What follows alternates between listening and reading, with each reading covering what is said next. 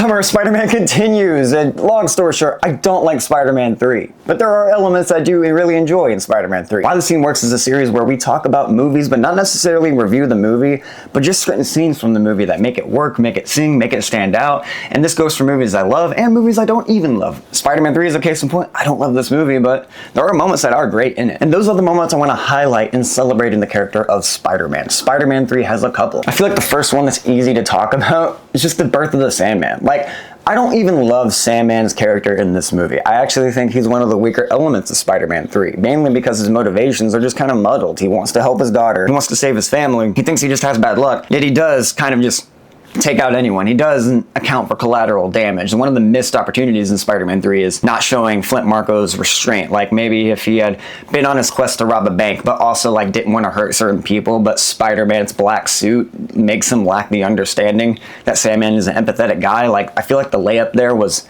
right there, and they don't explore it as much as they should. But there are still excellent moments that I do love with Sandman's character, like the birth of him. Like when he gets his powers, it's a funny scene. He just kind of falls into a thing, and some stupid scientists let the project go on while he's in the fan. They're like, oh, it's probably a bird. But the moment after is fucking brilliant. It's one of the best comic book scenes ever. It's when Sandman's born. No dialogue, no discussion, no talking, pure visual storytelling at its excellent form. Like that moment where since I was a kid, I think it was the first moment I realized I was like, that is so fucking cool with effects, was when I was watching Spider-Man 3 as a 7-year-old, and you see the zoom in on the rocks that look like rock and pebble, and it comes out and it's actually sand, and the sand starts formulating into the Sandman's body.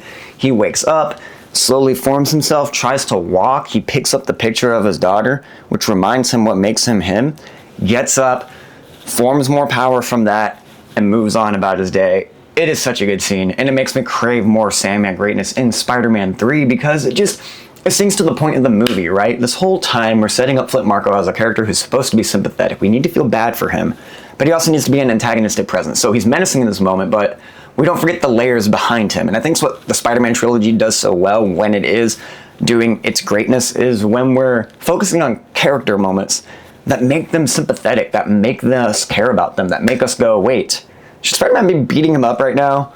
Or should he be trying to talk to him, trying to empathize? Peter never really does that. I mean, at the end, could use more of it though. But I do like the visual, poetic nature of reflecting Peter Parker with Sandman. Like, they have their driving forces, the things that mean the most to them.